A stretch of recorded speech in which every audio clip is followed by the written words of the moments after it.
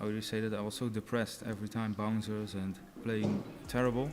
And I said we have to change something, and we changed the darts, and I think now in 2 games I only had 2 bounces. He was supposed to be the next Michael van Gerwen, a young prodigy from the Netherlands, calm under pressure and destined for greatness. But in one moment, a single dart changed everything and turned Benito van der Paas from a rising star into one of the most controversial names in darts. Long before his name became attached to controversy, Benito van der Paas was every young player's dream story. Born in Tilburg, a small Dutch city known more for football than for darts, he grew up obsessed with the sound of tungsten hitting the board. While most kids his age were chasing footballs, Benito was chasing trebles hours on end, alone, perfecting that smooth, almost effortless throw that would later turn heads across Europe.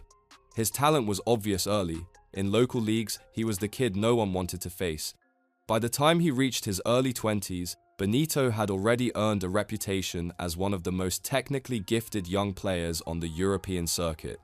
He wasn't loud or flashy, just calm, confident, and deadly accurate. The turning point came in 2015 at the European Tour's International Darts Open. In the last 16, Benito faced the man everyone feared, Michael van Gerwen. At the time, MVG was practically untouchable on a 21-match winning streak. Most players crumbled before even stepping on stage, but Benito didn't. He stood toe-to-toe with the world #1 and stunned everyone by ending that streak. That victory sent shockwaves through the darts world. Commentators called it the day the future arrived. For Benito, it was the moment everything changed. Suddenly, the quiet kid from Tilburg had headlines calling him the next big thing. He didn't stop there. That same season, he reached multiple finals, the Players' Championship 19, where he lost to Peter Wright in a razor-tight match, and another against Van Gerwen himself, where both players averaged over 110. Even in defeat, Benito earned respect. He was fast, composed, and hungry, everything a rising star should be. By early 2016, it seemed inevitable. Benito van der Paas was on his way to becoming a household name in darts. And when he finally lifted his first professional title, defeating MVG in a nail-biting decider, it felt like the start of a dynasty. He thanked his family, his sponsors, and his fans' humble words from a player who seemed destined for greatness. But behind that calm smile, pressure was quietly building. The expectations, the comparisons, the spotlight, they were all growing faster than anyone could have imagined. And soon, that pressure would collide with a moment no one saw coming, a moment that would define his entire career. When Benito finally broke through and claimed his first PDC title in 2016, it wasn't just another win, it was a statement. He'd already come close 3 times. Each final had ended the same way, a handshake, a polite smile, and that quiet sting of disappointment. But this time was different. Facing Michael van Gerwen again, Benito wasn't intimidated. He'd learned from every close call, every missed double, every moment the crowd leaned toward his opponent. And in that deciding leg, with the score tight and the tension high, he finally crossed the line. The moment he hit that winning dart, his reaction said it all: a deep exhale, a relieved grin, and the weight of frustration melting off his shoulders. The relief of a player who knew he belonged among the best. Fans flooded social media with praise. "Finally," one comment read, "this kid's the real deal." And he was. Barely a month later, he did it again, a whitewash victory over Joe Cullen in the Players' Championship 9 final. Benito averaged an incredible 111, not dropping a single leg. For a player in only his second full professional season, that kind of dominance was rare. By mid-2016, Van der Paas wasn't just one to watch. He was a legitimate title contender. His rhythm at the oche was smooth, his scoring relentless, and his confidence unshakable. The top 16 of the world rankings suddenly had a new, youthful face in their ranks. And the best part? He was consistent. He didn't just rely on one hot run or one lucky streak.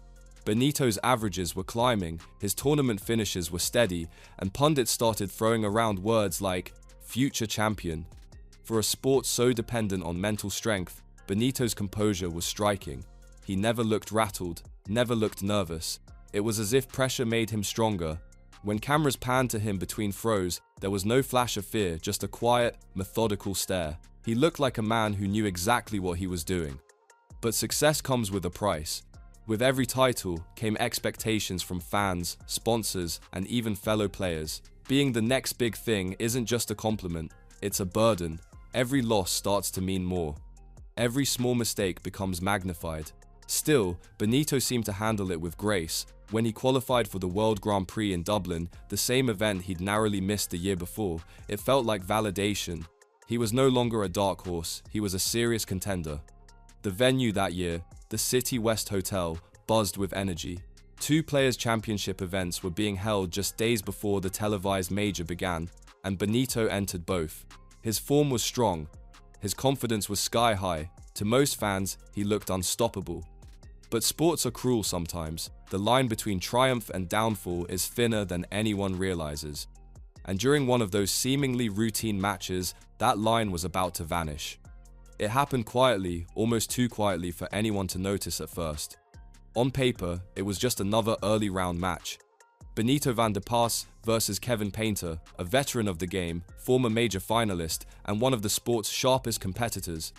The kind of matchup you'd expect to be competitive, maybe even entertaining, but nothing history-defining. The match started smoothly. Benito looked focused, Painter confident. The scoreboard ticked along. Benito clawed his way back to 5-4 down in a best of 11. The next leg would decide if he'd force a decider or go home early. Then came the moment. Benito had 81 left. He stepped up, steady and calm treble 19, right on target, leaving 24. He aimed for double 12 and missed inside, landing in single 12. That left him 12 points remaining, a double 6 finish. He threw, hit high into the 13 segment, unmistakably. The dart landed in clear view, slightly above the double 6 bed. Anyone watching closely could see it wasn't in. But then something strange happened. The referee, perhaps distracted or unsure, called the leg in Benito's favor. The scoreboard flipped, the leg awarded. Benito looked up, took his dart out of the board, and said nothing. Even the commentators hesitated. "I think we've had a bit of a scoreboard issue there," one of them said, his voice uncertain. We'll pick the bones out of that later." And just like that, play continued. To casual viewers, it might have looked like a harmless scoring mistake, but to serious darts fans, to the people who freeze frame every throw and analyze every angle, it was something else entirely. Within hours, the clip was online. Twitter lit up, Reddit threads exploded. Had Benito cheated? Or had it been an honest misunderstanding in the chaos of the moment? For a player whose entire image was built on calm professionalism, the optics were brutal. The freeze frame was damning, a dart sitting in 13, not 6. Fans didn't care whether it was intentional, the narrative had already taken shape. In a sport obsessed with precision, integrity is everything. One questionable leg can undo years of respect. Kevin Painter, for his part, didn't notice immediately. He looked confused at the board but trusted the referee's call and carried on. Ironically, he ended up winning the match anyway, 6-5 inches the decider, but by then, the damage was done. Clips of the moment flooded YouTube, comment sections turned toxic. Some fans joked that Benito should start all his future matches on double 13. Others gave him a nickname that would stick to him like glue, Cheeto.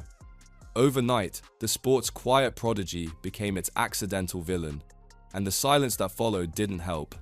For days, Benito said nothing publicly, no statement, no explanation. The longer he stayed quiet, the more people assumed guilt.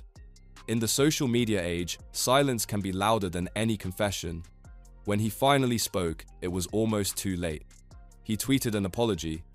"I thought double 6 was in. I've seen the picture since, and it wasn't. I'm sorry to Kevin and the marker. Kevin deserved to win the game." It was short, respectful, but flat, and by then, the internet had already made up its mind. Even his friends on tour couldn't escape the shadow of the scandal. At one point, Michael van Gerwen himself joked about it in a light-hearted challenge video, calling another player Cheeto in passing. For Benito, the sting was real. When your own countrymen start using your nickname as a punchline, you know your reputation has slipped. Still, despite the storm, he tried to move on. He competed the next day, beat Dirk van Duvenbode in a deciding leg, and even advanced to later rounds. But the whispers followed him. Fans heckled from the stands. Social media burned every small mistake into a reminder of that one infamous throw. By the time the World Grand Prix started 2 nights later, Benito was playing under a microscope. Every double he hit, Every dart he pulled, fans were watching, not cheering, but judging. When he upset Gerwin Price 2-0, people didn't celebrate his skill. They made jokes about cheating your way through the doubles. And that's how fast reputations die in professional sport. One moment, you're the next big thing. The next, you're a meme. Benito's apology was real, and most insiders believed him. They knew it was probably a misunderstanding, a mix of adrenaline and a bad referee call. But in the ruthless world of online fandom, truth doesn't matter as much as perception. That one moment changed how fans, sponsors, and even opponents viewed him. He wasn't just Benito van der Paz anymore, he was that guy, the one who got away with it. And even though the controversy faded from headlines, it never truly left his shadow. Because while Benito moved on, the internet never did. And that's where his story starts to twist, because the fallout from that incident didn't end with reputation. It started to seep into something deeper, his form, his mindset, and ultimately, his career. But that wasn't the end, not even close. Because what came next would take Benito from a rising star to a man fighting just to stay in the game. After the apology, Benito tried to pretend life had gone back to normal. He still practiced the same way, still entered every event with quiet focus, still gave polite interviews and smiled for photos. But the atmosphere around him had changed. At every venue, there were whispers. Fans who once asked for autographs now joked behind his back. Online, the nickname Cheeto followed every highlight reel. Even when he played well, comment sections flooded with sarcastic remarks. Careful, make sure that doubles in this time. To most players, that would roll off eventually. But for someone like Benito, calm, reserved, deeply self-critical, it began to cut deeper than anyone realized. Still, the 2016 season ended strong. He finished second on the Players' Championship Order of Merit, right behind Michael van Gerwen. He was ranked inside the world's top 16, a huge milestone for a player barely in his mid-20s. On paper, nothing was wrong. But mentally, the damage had begun. By the next season, 2017, the cracks started to show. His form dipped slightly, not enough to alarm anyone at first, but enough for the cameras to notice. Those 105+ averages that once came naturally now hovered around 95. A small difference statistically, but massive in a game measured in millimeters. He still had flashes of brilliance, like reaching another World Grand Prix quarterfinal, but the spark was fading. The confidence that once made him fearless at the Oki was slowly being replaced by hesitation. Some fans said he looked too careful, others said he was overthinking. Both were true. It's hard to throw freely when you know thousands of people online are waiting for you to miss, not just to lose a leg, but to mock it. By mid-2017, despite some strong performances, Benito hadn't lifted another trophy. His ranking hovered around the same spot, but that forward momentum, the sense that he was climbing, was gone. And darts is unforgiving to those who stand still. While new names like Rob Cross and Daryl Gurney were rocketing up the rankings, Benito's trajectory flattened. He reached another European Tour final that year, the German Darts Open, and played one of the best games of his life, averaging higher than Peter Wright, only to lose after Wright nailed a 121 checkout on the bull for the title. It was a heartbreak finish. Benito smiled politely in the post-match interview, but that loss hurt. It wasn't just about missing the trophy, it was about proving he still belonged among the elite. When that final dart from Wright landed, it felt symbolic. Benito had thrown better, hit more trebles, but still walked away empty-handed. Even when he did everything right, it seemed the story refused to turn in his favor. By the end of 2017, he'd slipped just one place in the rankings from 14th to 15th, but inside, the doubt was growing. The once unshakable focus was now clouded with the memory of that 2016 incident, of fans doubting his integrity, of knowing that no matter how well he played, someone, somewhere, would bring it up again. That's the quiet poison of controversy. It doesn't always destroy you instantly. Sometimes it just sits in the back of your mind, waiting for you to lose faith in yourself. And by the time 2018 arrived, Benito's confidence was hanging by a thread. The 2018 season started with hope. A new year meant a clean slate, and Benito promised himself it would be his comeback. But the game had moved on. Younger players were flooding the PDC circuit, hungry, fearless, throwing without baggage. Meanwhile, Benito's once effortless rhythm looked tense. Matches he would have closed out easily 2 years earlier were now slipping away in deciders.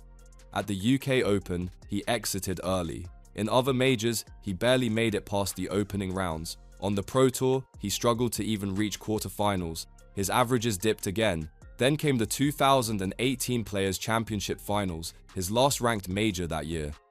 In a first-round match against Gary Anderson, something unthinkable happened. A fan from the crowd threw a coin that struck Benito mid-match. He tried to shake it off, smiled briefly, but everyone saw the frustration in his eyes. For most players, it would have been an ugly moment for Benito. It was devastating. It wasn't just about the coin, it was about what it symbolized, the loss of respect. The moment that dart landed years ago had turned him from a rising hero into a target, and now, quite literally, the crowd was throwing things at him. After that, his decline accelerated. 2019 came and went without a single deep run. His averages continued to drop. He missed qualifications for televised majors. Sponsors started to quietly move on. By the end of 2020, the numbers told a brutal story. Benito van der Pas was ranked 70th in the world. He lost his PDC Tour card, effectively ending his run as a full-time professional on the main circuit. He didn't disappear completely. He still played a handful of Players' Championship events in 2021 through Challenge Tour call-ups. He won a few early rounds, showed flashes of that old precision, but nothing consistent. The once bright star was now grinding through qualifiers, fighting for form that no longer seemed to exist. He went to Q School several times, the tournament where players compete to win back their place on tour. Each attempt ended the same way: missed doubles, early exits, and more disappointment. In 2023, his averages hovered around 88, respectable but far from the level that once put him shoulder to shoulder with Van Gerwen. For fans who remembered his peak, it was hard to watch. This wasn't the same composed, confident young man from 2016. This was a player haunted by years of near misses, online mockery, and fading belief. Still, Benito didn't lash out. He didn't make excuses or disappear entirely. He played on the Challenge Tour, competing in smaller events, often without cameras, where the only people watching were a handful of die-hard fans. He averaged mid-80 seconds, won a few matches, and quietly walked off stage. No interviews, no headlines, just silence. From 2015 to 2020, Benito van der Pas went from being one of the sport's most exciting prospects to someone fighting for relevance. It wasn't a single loss that did it, it was a slow, painful erosion. The darts world moves quickly. When you're hot, you're a sensation. When you fall, it doesn't wait for you. And for Benito, the fall was long. But even as his ranking faded and his career seemed to drift away, there was still one thing people couldn't agree on. Was his downfall truly because of the scandal, or because he could never let go of it himself? Because what happened next in the quiet years that followed may hold the answer. By the time the cameras stopped following him, Benito van der Pas had already faded from most highlight reels. The story that began with so much promise, a teenager taking down champions, breaking records, smiling his way through the biggest stages, had quietly turned into a cautionary tale. But what really happened? How does someone so gifted, so early, go from prodigy to forgotten name in just a few short years? Some fans blame the incident. They say the controversy shattered his confidence, that every time he stepped on stage afterward, he could feel the judgment. And it's easy to see why. Darts isn't just physical accuracy, it's mental control. One moment of doubt, one intrusive thought, and your rhythm's gone. For Benito, that doubt wasn't a whisper, it was a roar that followed him from venue to venue. Others point to pressure. The higher you climb, the less room there is to breathe. When you're branded as the next Van Gerwen, every loss feels like a betrayal not just to yourself, but to everyone who believed in you. He was young, introverted, not the type to fire back at critics or perform for cameras. That quiet humility that once made him likable may have also made him fragile under the spotlight. Then there's the technical side. Analysts noticed small shifts in his throw after 2017, tiny hesitations, overcorrections, little signs of a player trying to force perfection instead of letting it flow. In darts, a few millimeters can separate glory from collapse. But maybe the real answer isn't one thing. Maybe it's all of them: the scandal, the pressure, the psychology, the timing, the perfect storm that so many young athletes face once they taste fame too soon. After losing his tour card in 2020, Benito didn't vanish overnight. He kept grinding Challenge Tour, Q School, local events. Small stages, small crowds, big effort. In 2023, he appeared in 9 Challenge Tour tournaments, averaging around the mid-80 seconds consistent, but far from elite. He didn't make it past the last 32 inches, any of them. For the casual fan, that's the end of the story. But for those who followed him closely, there's a sense of unfinished business. Because Benito never officially announced a retirement. He never said, "I'm done." He just stopped appearing. No big farewell, no emotional post, just silence. The same quiet that once defined his calm on stage now defines his absence. And in that silence, the myth has only grown. Fans still argue on forums about what really happened that day against Kevin Painter. Some swear it was a cheat, others insist it was an honest mistake. But either way, that single dart ended up shaping his legacy more than any of his victories ever could. Even now, if you search his name, the first thing that comes up isn't a title, a trophy, or a highlight, it's that clip. A dart in the 13th segment. A referee's mistake. A player who didn't speak up fast enough. It's unfair, maybe even tragic, because whatever you believe about that moment, one thing's undeniable: Benito van der Pas had the skill, the discipline, and the potential to become one of the greats. But talent doesn't always beat timing. And in sport, your story is only as strong as your weakest moment. As of now, Benito keeps a low profile. He still lives in the Netherlands, occasionally appearing in local competitions, still throwing, still chasing that perfect rhythm. No big sponsorships, no televised interviews, just the quiet sound of darts hitting the board. And maybe, in his own way, that's peace. Maybe the game he fell in love with as a kid in Tilburg is still there, just smaller, simpler, and free from the noise that once consumed him. In the end, Benito van der Pas's story isn't just about a dart thrown into the wrong segment. It's about how fragile greatness can be, how one moment, one choice, or one misunderstanding can rewrite an entire career. He rose faster than anyone expected, beat the best, earned the title of Young Player of the Year, and looked set to become a legend. Then, in a split second, everything changed. The nickname, the ridicule, the endless questions, they followed him longer than any trophy ever could. And yet, even after all that, there's something admirable in the way he handled it. No outbursts, no bitterness, no public meltdown. Just quiet acceptance, quiet persistence, quiet resilience. In a sport that thrives on bravado and noise, Benito's story stands out because of its silence. He didn't fight to rewrite the narrative, he just kept playing until the lights dimmed. Maybe that's the real tragedy. Or maybe it's the perfect ending for a player who never needed to shout to make people notice, until one day, everyone did. The darts world moves on quickly, but names like his linger. Because behind every highlight reel, there's a player who once dreamed of perfection, and behind every scandal, there's a person who wishes they could throw that one dart again. So next time you see that clip of Benito van der Pas, don't just see the mistake. See the years of talent, pressure, and humanity behind it. Because sometimes, the most unforgettable stories in sport aren't about champions, they're about the ones who almost were.